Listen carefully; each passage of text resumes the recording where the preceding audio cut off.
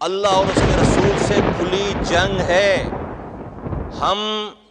हम इस पाकिस्तान के निज़ाम को, फाइनेंस मिनिस्टर साहब आप इसको और जवाब देंगे। हम इस पाकिस्तान के निज़ाम को, और अगली बार सर एक लाइन और पढ़। मुस्तफ़ा कमाल साहब, पहले भी बात करना चाह रहा था इस हाउस पे पॉइंट ऑफ ऑर्डर पे। यहाँ पे 15-15 मिनट लोगों को पॉइंट ऑफ ऑर्डर पे सुनते हैं, लेकिन 3 मिनट के अंदर मेरे माइक को बंद कर दिया गया। इसलिए मैं इस सिस्टम पे दोबारा, मुझे थोड़ा सा टाइम दीजिएगा। मेरे जो फाजिल और दोस्त हैं उन्होंने अपना टाइम भी मुझे दिया। मैं ये कहना चाहता हूँ आपसे, अच्छा है कि यहाँ पर इस वक्त फाइनेंस मिनिस्टर भी मौजूद है। सर, हम इस वक्त पाकिस्तान में जो फाइनेंशियल निज़ाम चला रहे हैं, मैं आपको 2 से 3 चीज़ें कोट करना चाहता हूँ।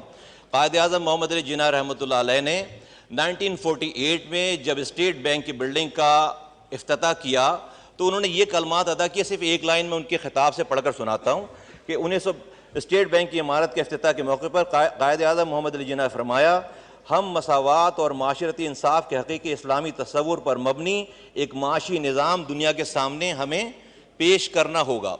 फिर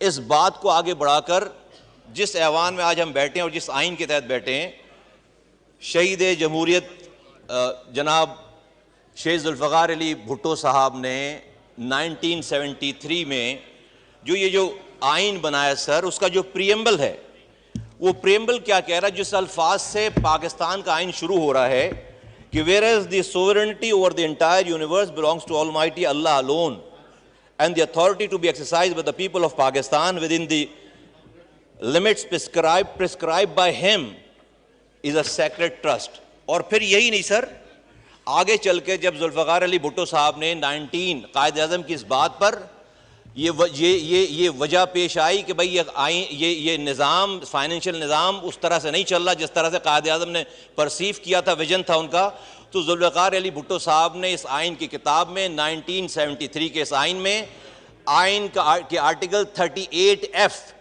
एक लाइन का आर्टिकल है, सफ मैं आपको सिर्फ पढ़ के दिखाना चाहता हूँ, पढ़ के सुनवाना चाहता हूँ उसको। आइन के आर्टिकल 38F में एक्सप्लिसिटली, इसकी किसी तर्जुमे की, किसी तशरीह की जरूरत नहीं है, किसी कॉन्स्टिट्यूशनल माहिर की जरूरत नहीं है, और वो ये लिखा है कि एलिमिनेट रिबा एज अर्ली एज पॉसिबल। ये जो सूदी निज़ाम हम चला रहे हैं इस मुल्क में, उसको 1973 के इस शहीद जुल्फ़िकार अली भुट्टो साहब ने लिखा है कि हम इसे एज अर्ली एज पॉसिबल इसको ख़त्म करेंगे। एज अर्ली एज पॉसिबल कब तक? 51 साल हो गए, 73 साल हो गए इस मुल्क को बने हुए, 51 साल हो गए इस आइन को बने हुए। आज हमारा एज अर्ली एज पॉसिबल ठीक नहीं हो पाया। 2022 में सर, अप्रैल में मुत्तहिद दफ़ा डिसीजन देने के बाद आखिरी डिसीजन 2022 में ये शरई कोर्ट ने पेश किया और उन्होंने कहा कि रिबा को उन्होंने हराम कहा और कहा कि सब कुछ जो है वो अगले 5 सालों में ख़त्म हो जाना चाहिए। ये इस्लामी जमहूरिया पाकिस्तान है।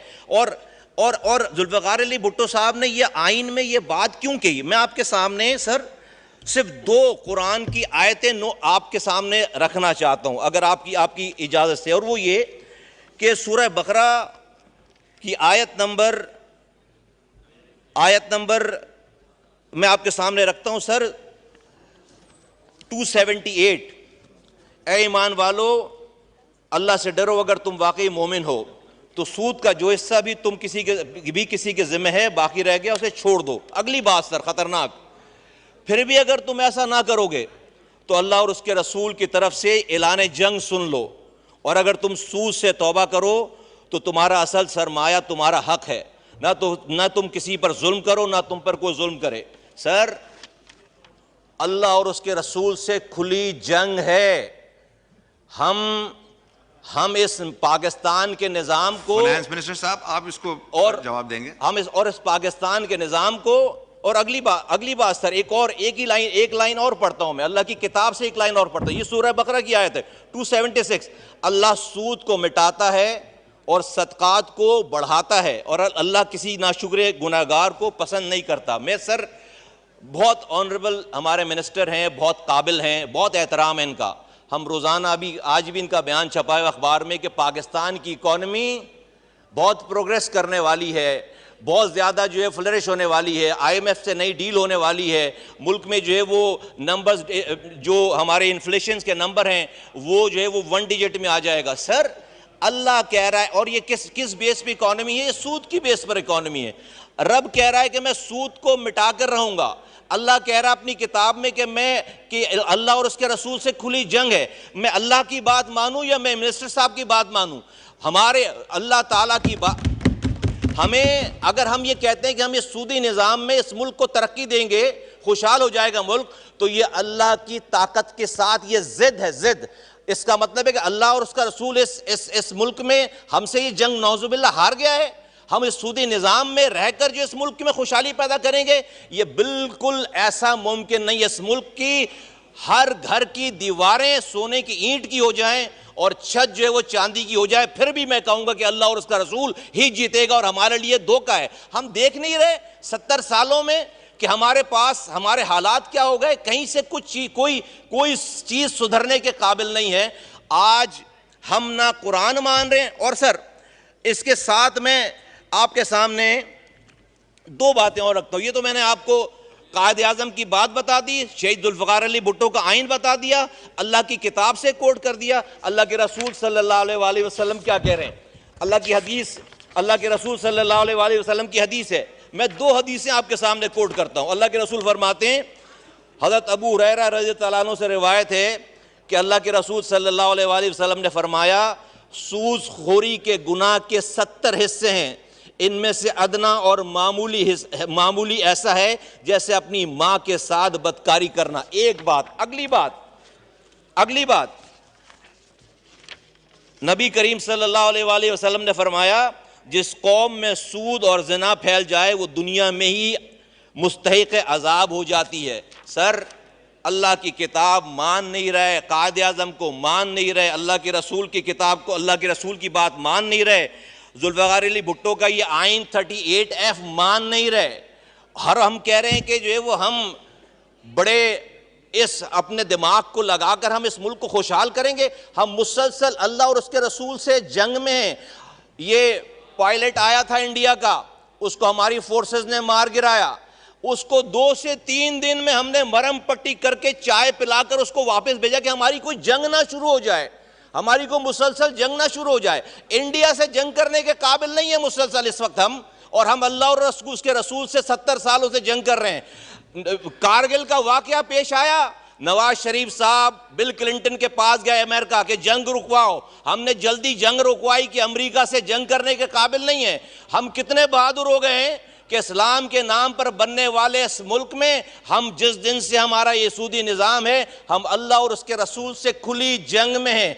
तो मैं आपसे गुजारिश करता हूं, मैं कंक्लूड करता हूं इस वाली बात को सर, इनके ऑनरेबल मिनिस्टर साहब की मौजूदगी में, कि ये इनका बड़ा एहतराम है, बहुत काबिल हैं, बहुत one of the best minister हमें जो है फाइनेंस मिनिस्टर मिले, लेकिन सर हम अल्लाह और उसके रसूल से जंग नहीं कर सकते हमें। और इसमें कोई नुकसान नहीं, हम कोई स्टोन एज में जाने की बात नहीं कर रहे, हम किसी चीज़ को ख़राब करने की बात नहीं कर रहे। हमें जिसमें इतनी खुली वईदें आई हुई हैं, उसको हम 3 सर कंक्लूजन में आपके सामने रखता हूं कि हम चाहते हैं क्या है। देखिए 2022 में शरीयत सुप्रीम कोर्ट का ऑर्डर आया कि 5 सालों में यह सूदी निज़ाम ख़त्म होगा।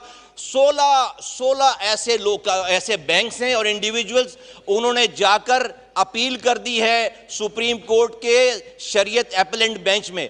2 साल हो गए हैं, सुप्रीम कोर्ट ने अपनी शरीयत अपीलेंट बेंच ही नहीं बनाई। यहां पर किसी वजीर आजम को हटाना हो, उसको लगाना हो तो 12 बजे रात के 12 बजे सुप्रीम कोर्ट खोलते हैं। किसी वजीर आजम को लगाना हो, हटाना हो तो रात के 12 बजे सुप्रीम कोर्ट खोलते हैं। और अभी आज 2 सालों से अल्लाह और उसके रसूल से जंग बंद करने की इस्तिदा रखी हुई है। 2 सालों में अभी तक कोई अपीलेंट बेंच सर नहीं बना।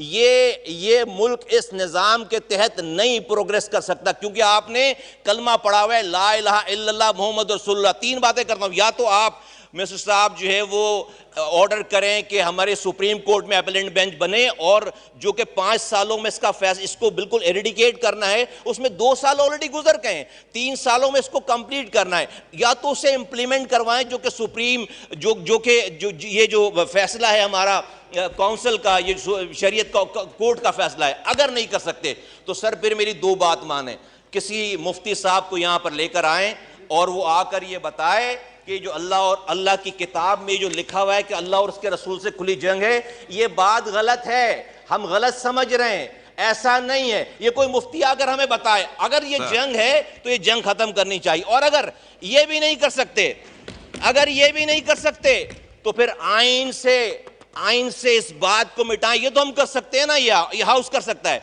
आइन से ये बात मिटाएं कि sovereignty over the entire universe belongs to Almighty Allah alone. ये बात आइन से मिटाएं, और ये 38F भी आइन से मिलाएं। क्यों? शुक्रिया।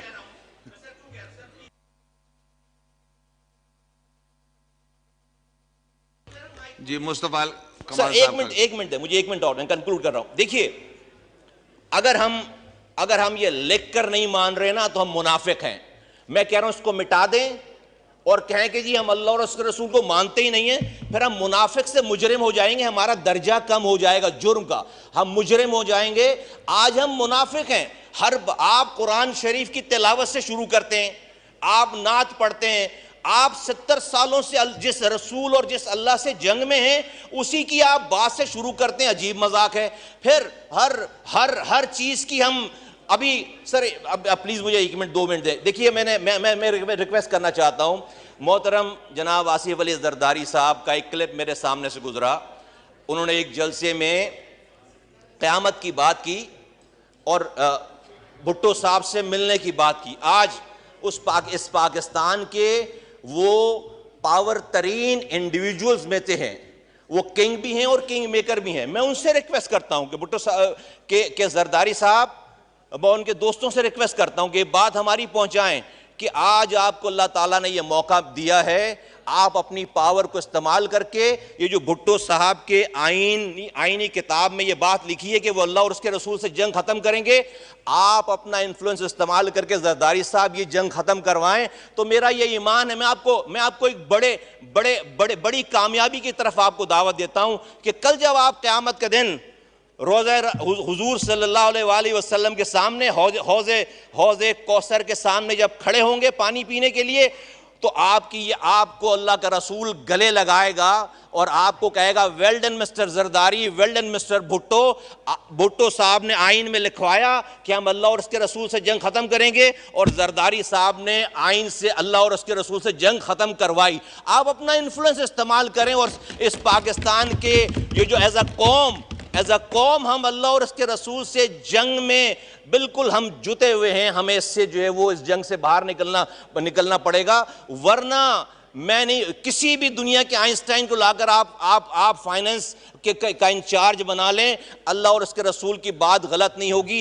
ये जंग अल्लाह और उसके रसूल ही जीतेंगे। तो हम सब लोग, और ये मैं पार्लियामेंटेरियन से कहता हूं, कल आप ओथ ले रहे थे किसी का, आप उस ओथ में पढ़ें, उस ओथ में हमारी ये जिम्मेदारी है एज ए पार्लियामेंटेरियन कि हम अल्लाह और उसके रसूल की और आइन का दिफा करेंगे। हम सब लोगों की जिम्मेदारी है। पॉइंट आ गया आपका,